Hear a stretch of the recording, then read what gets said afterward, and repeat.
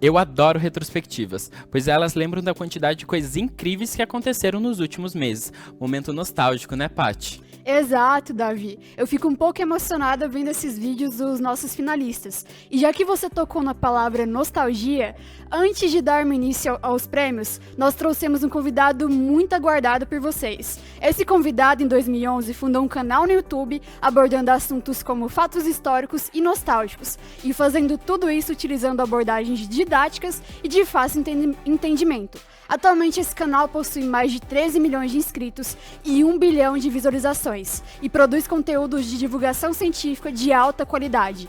Além disso, recentemente nosso convidado criou uma série na Netflix que se tornou um grande sucesso, Mundo Mistério. Com vocês, Felipe Castanhari. Olá, meus queridos amigos! Tudo bem com vocês? Espero que sim, todos se cuidando. E aí, pessoal, tudo certo? Tudo certo, Castanhari. Estamos muito emocionados de tê-lo aqui. E de onde que você está falando? Eu estou diretamente da cidade de Osasco, da minha casa, aqui em São Paulo. Um prazer, estamos aqui também. Eu sou de Curitiba e a E Paty... eu sou de Goiânia. E vamos dar início, então. Prazer, gente, vamos nessa. Vamos lá. Então, antes de começarmos a entrevista, eu quero agradecer, em nome da FBJC, você ter topado participar da nossa cerimônia. Muitos dos integrantes da equipe são admiradores do seu trabalho, inclusive eu. Bom saber disso, muito obrigado. Bom, e para darmos um aquecimento para as perguntas envolvendo o âmbito científico, queria que você contasse como foi fundar um canal do YouTube. Você esperava essa repercussão? Quando criança, você imaginava trabalhar nessa área? Não, acho que a gente nunca imagina, né? Principalmente eu que entrei nisso em 2011, quando o YouTube ainda não era o que ele é hoje. Era uma coisa completamente diferente. Então, eu sinto que quando eu iniciei, era um hobby. Era algo que eu via alguns criadores fazendo, existiam poucos na época. E eu gostei muito da ideia de ser o meu próprio chefe, de ser dono do meu próprio conteúdo e de escolher o que eu queria fazer no meu canal. Isso para mim foi uma das coisas mais legais, né? Só que eu não fazia a menor ideia de que iria dar certo. Pelo contrário, eu tinha certeza de que não iria dar certo. Até porque no início eu era muito travado com a câmera. Como qualquer pessoa que nunca trabalhou com isso, que inicia pela primeira vez a sua jornada dentro do YouTube, eu não era preparado para isso, eu não tinha nenhum tipo de curso de teatro ou algo que me preparasse para falar para a câmera. Então foi algo que eu fui aprendendo com o tempo. Eu não imaginava que pudesse dar certo. Quando eu era criança, eu nunca tinha nem sonhado, até porque o YouTube é uma coisa muito recente, ele surgiu em 2005, então quando eu era criança não existia nem essa vontade de trabalhar com internet, porque a internet nem existia direito. Então foi uma coisa que apareceu na minha vida do nada. Eu era animador 3D, eu trabalhava com animação, e acabou que minha vida mudou completamente. As coisas acabaram dando certo, mas foi muito por acaso, nunca foi planejado, não achava que ia dar certo de nenhuma forma. Pois é, essa história ela é muito inspiradora. Eu vi um vídeo no seu canal que você falava que você já teve um canal, só que ele não deu certo, e aí você precisou fazer outro Sim. canal. E eu achei isso muito interessante, que você sempre continuou insistindo, mesmo não dando certo. E assim, é uma coisa que a gente sempre deve fazer, insistir naquilo que a gente realmente quer fazer, porque uma hora vai dar certo. E assim, tocando um Com pouco nesse certeza. assunto, pode falar? Tocando um pouco nesse assunto, depois de você ter saído da escola e hoje trabalhar com toda essa questão de transmitir o conhecimento como divulgação científica, como você passou a enxergar a ciência depois desse trabalho que você faz atualmente?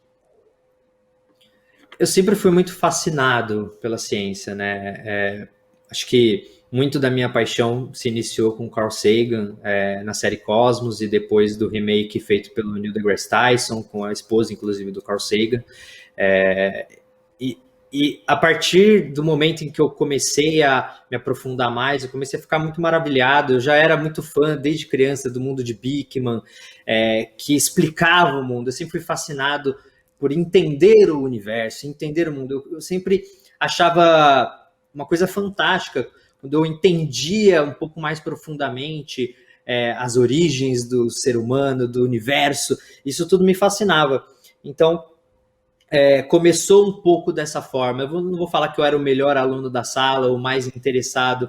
Muito do meu interesse pela ciência surgiu depois dessas obras, até por isso que eu achava importante retratar o tema no meu canal, porque se eu fui influenciado por essas obras, por que não alguém que me assistisse poderia também ser influenciado pelo que eu estava produzindo? Então, eu gostava tanto do assunto que eu queria que as pessoas também gostassem, eu queria apresentar esse universo para essas pessoas, entendendo que era possível que alguém assistisse algum vídeo e começasse também a se interessar muito, eventualmente até poder seguir carreira como cientista, como um físico, biólogo, independente da área, mas eu sabia que eu poderia contribuir com isso. E foi por esse motivo que eu comecei também a fazer os vídeos com essas temáticas. Muito interessante. Já que você comentou todos esses fatores que te influenciaram a querer seguir e essa paixão que você teve pela ciência, a gente sabe que atualmente muitos jovens não têm esse mesmo contato. Muitas vezes eles acham histórias, ciências um pouco chata, um pouco entediante. No seu canal, você tem essa manha, essa pegada de fazer um conteúdo muito mais divertido para as pessoas, muitas vezes, tipo, não tô assistindo um filme, mas tô assistindo um documentário que é muito legal. Tipo, eu gosto de assistir isso, me faz bem, eu gosto realmente de ter esse contato. É uma forma que não é como um modelo de sala de aula, com muito conteúdo. Essa forma que você faz, você acha que é uma forma que atrai os jovens? Como que você chegou até isso? Eu sinto que como eu estou no YouTube, é claro que é muito injusto me comparar com o professor que está na sala de aula, que tem milhares de matérias que ele precisa passar, pouco tempo para preparar as aulas. Eu tenho essa possibilidade de ter tempo para conseguir produzir algo. E eu sinto que é muito mais interessante quando você mistura entretenimento junto com a educação.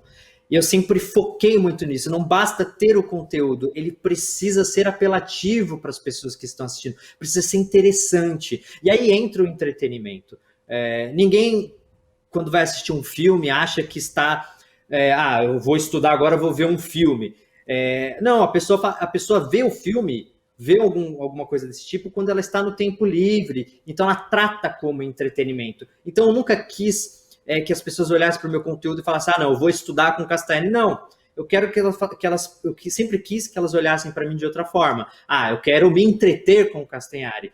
E aí, no meio do entretenimento, a gente joga o conteúdo de uma forma mais leve, com muito auxílio, né? E eu sempre senti que na hora de você tentar passar algum conceito para as pessoas, quanto mais informação visual, quanto mais auxílio visual você tem, é mais fácil da pessoa entender aquele conceito. Então, eu sempre utilizo dessas técnicas nos meus conteúdos para que seja apelativo, para que as pessoas tenham uma facilidade a mais para aprender. E as animações, os inserts, a música, a narrativa, tudo influencia na hora de entreter as pessoas. Então, quanto mais técnicas a gente se utiliza na hora de criar os vídeos, mais fácil de entreter as pessoas. Não é uma coisa fácil de fazer, os vídeos levam tempo, tem muitas pessoas envolvidas, mas é aquilo que eu falei, é o que eu acredito que é a forma mais fácil de ensinar, mais interessante, que sempre foi esse meu objetivo, ensinar e entreter ao mesmo tempo. Muito bacana. E assim, o que eu posso dizer é que você é uma pessoa que já me inspirou bastante. Porque eu quero ser uma pesquisadora. Só que eu também gosto de designer gráfico. Então, uma coisa que eu sempre fiz quando eu participava de feiras de ciências era misturar o designer gráfico com a ciência. Eu fazia, assim, ilustrações mostrando toda a minha pesquisa. E eu sabia que isso ajudava as pessoas a entenderem a pesquisa que eu estava ali apresentando. Então, assim, você é uma pessoa que me inspirou muito e hoje em dia eu faço isso de misturar o designer com a ciência e tem me ajudado muito. Tem me ajudado as pessoas a entender a ciência de fato. Bacana. Eu já trabalhei também como web designer, então também tenho um pouco desse background de fazer site e tudo mais, já trabalhei como designer, então eu acho que com certeza ajuda demais. E é uma das partes mais difíceis, porque a gente tem que entender o conteúdo e traduzir para uma linguagem artística, o que não é uma das coisas mais fáceis de se fazer. Exatamente. E agora, pensando assim, no momento atual que a gente está vivendo no Brasil, que tem uma onda muito crescente de fake news, e isso tem acabado tornando algumas coisas mais difíceis. Como você diria que você faz para desmentir essa pseudociência, trabalhar essas ideias assim nos seus vídeos e atuando como divulgador científico? Acho que cada criador pode fazer a sua parte. Eu sei que sozinho eu não tenho a menor possibilidade de acabar com isso, até porque é uma coisa muito mais enraizada e orquestrada, eu diria. Então, eu faço o que eu posso, né? Em relação aos meus conteúdos, a gente sempre chama especialistas, a gente trabalha em parceria com inúmeros especialistas para dar a validação científica que a gente precisa, para não desinformar as pessoas, e sempre tentando trazer com uma linguagem leve, com uma linguagem interessante, mas é aquilo, é um momento muito difícil justamente porque uma pessoa só não vai conseguir combater isso, né? A gente tem várias pessoas no YouTube, sim, que fazem um trabalho muito bacana de divulgação científica, inúmeros professores, entusiastas, uma galera que tem uma responsabilidade muito grande, eu não estou sozinho nessa, mas ao mesmo tempo a gente também tem uma outra galera, e aí a gente faz a nossa parte, torce para que a plataforma tome atitudes para punir quem está desinformando. Eles já fazem isso. Volta e meia a gente vê notícias aí de canais que estão sendo excluídos da plataforma por falar de medicamentos que não são comprovadamente que funcionam cientificamente comprovado contra a Covid, por exemplo, ou que desinformam, e sempre existe uma agenda por trás disso. As pessoas têm um grande objetivo em desinformar, e da mesma forma eu tenho um grande objetivo em tentar informar, que é mostrar para essas pessoas que a informação ela engrandece, e de que elas não estão sozinhas nisso. Existem várias pessoas tentando combater isso, mas é aquilo, é uma coisa muito difícil, não é uma das coisas mais fáceis do mundo, não. Mas felizmente eu não estou sozinho nessa. Bom, muito importante sua fala, Felipe. Felipe Castanhari. Felipe parece tão formal. Acho que deu uma... Pode chamar de Felipe. Mas então, já Congelou que você... aí? Voltou. Já que você tocou nesse assunto da conjuntura social, que ela é muito enraizada, a Feira Brasileira de Jovem Cientista, ela surgiu com o propósito de ser 100% online. Então, jovens do Brasil todo não precisam nem sair de casa para estar participando, o que não é uma realidade de outras feiras, que precisam muitas vezes ir até o local para apresentar, e muitos jovens precisam se deslocar, e aí precisam de transporte, precisam de hospedagem. Isso gera muitos recursos e muitas vezes a ciência é desvalorizada no nosso país. Como que você vê os estudantes futuros, pesquisadores e cientistas no país? Você acha que essa falta de recursos pode atrapalhar? Você tem esperança? Nossa, atrapalha demais. Atrapalha demais. Infelizmente, aí a gente está passando por um governo negacionista, anti-ciência, e isso vai criar cicatrizes, feridas que vão demorar para cicatrizar. É muito difícil falar sobre esse assunto, porque a única forma de mudar isso é as pessoas acordando, entendendo o que está acontecendo e fazendo suas vozes serem ouvidas nas urnas. É muito complicado, porque existe toda uma máquina por trás disso, né? Ao mesmo tempo em que existem muitas pessoas no Brasil se esforçando e pesquisadores e a galera trabalhando com orçamentos ridículos, que já eram ridículos e que foram ainda mais diminuídos ainda mais.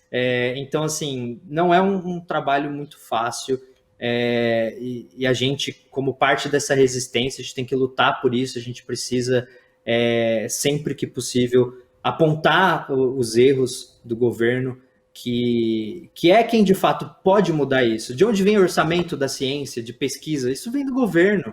Então, se o governo não mudar, é muito difícil, as pessoas não vão ter como fazer isso sozinhas. Então, a gente precisa pressionar os governantes, pressionar com que essas pessoas primeiro parem de negar a ciência, parem de desinformar as pessoas. Então, esse é o primeiro passo. Enquanto o debate está lá atrás, enquanto a gente ainda está debatendo coisa que a ciência já provou que é mentira, que não funciona, a gente está dando 10 passos para trás. A gente precisa esquecer esses debates, parar de debater coisa que já foi estabelecida pela ciência e partir para uma solução. Quanto mais tempo a gente gasta debatendo bobagem, menos tempo a gente vai ter para focar na solução. E para mim, isso é o mais importante.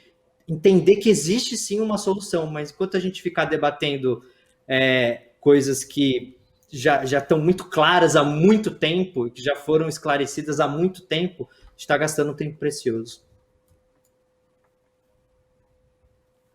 E esse é um ponto muito importante, sabe? A gente, enquanto jovem cientista, a gente vê de perto que o pesquisador no Brasil, ele tem tão pouco, assim...